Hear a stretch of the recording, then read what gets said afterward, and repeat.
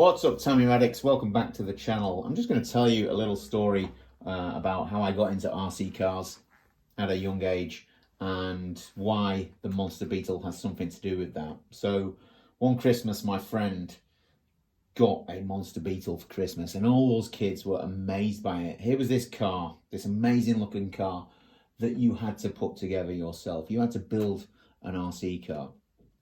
And we waited in anticipation for this car to come out onto the street, for Andy to bring it out and race it around so we could all watch, and maybe he would let us have a go. As you know, back in the 80s, these things were quite pricey for the period of time, and a lot of our parents probably couldn't afford one.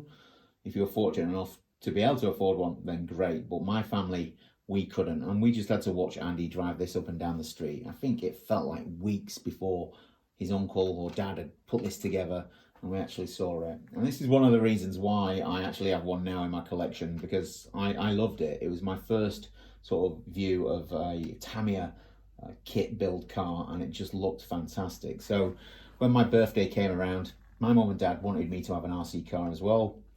I'd hoped and prayed that we were going to get some sort of Tamiya that we could build and put together and have this massive transmitter that was massive in my hands, and I could run this thing around alongside Andy. However, they couldn't afford one of these.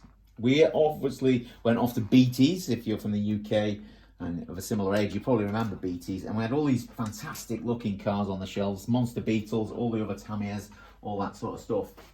And what we got was this. A jet fighter from, I believe it's called Teo.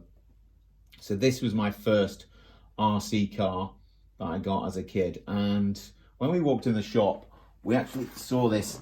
Well, I saw it, I noticed it dangling from the ceiling. Remember in model shops they dangle things from the roof on wires and stuff like planes, but they actually had RC cars dangling down, and this was on there. And I thought, oh, they'll never be able to afford that. I probably thought it was a Boomerang or a Tamiya, because it just looked fantastic, just dangling there. Obviously this one's quite old now, but can you imagine this in mint condition, just dangling from the ceiling? For a toy grade, ready to run RC car, I think it looks fantastic. It looks brilliant. Now this one isn't mine. This isn't the one that I was given. That ended up probably going to a charity shop when I got older and moved out of home, and it was left behind with a lot of other stuff, and my mum decided to have a clear out, but she did get rid of it. Anyway, I found this one on eBay, and it's identical, obviously. I was lucky enough that it came in its box. It's still got its instructions with it, it's still got everything with it, and a sticker set in here as well. But this is what we got. Unfortunately though, this one, and he did say, he disclosed it when he sold it, this doesn't actually run properly. So it does run on, I think, 8 AA batteries, if we slide this open. And there's a bit of corrosion in there. It looks like someone's tried to do some repair work, but when we put the batteries in, all it does is jutter like that and stuff. I remember this as a kid being amazing. I would take it down to the local fields, to the local water park.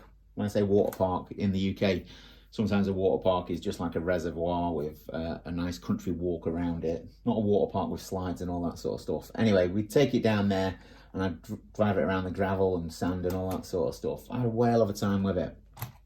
This actually went head to head against Andy's Monster Beatle once, and we went right at each other playing a game of chicken, and it actually went across the top and took out my rally lights on my car, smashed them off. I had to glue them back on, or my dad had to glue them back on.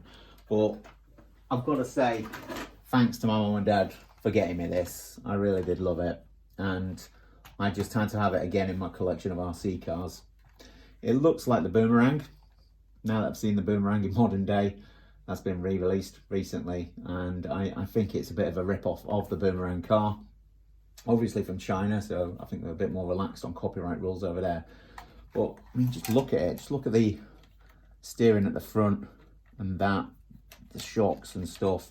For a toy grade car, this was fantastic. It's always been my sort of dream or wish to get it running again, and again, I think this was on Amazon. There's actually a book available, Restoring and Upgrading Your Vintage Taiko RC Cars. And look, the car's on the front, so there's instructions in here on what to do.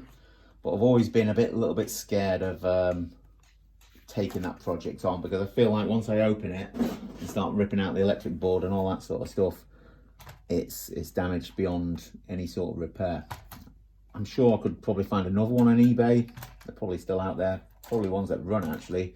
But for now, this sits on my shelf, and I just look at it and remember that my mum and dad went out and bought me one of these, and you know, that's what they could afford, and this is what they got me, and I'm just really grateful for it. Anyway, thanks for watching, and I'll see you on the next one.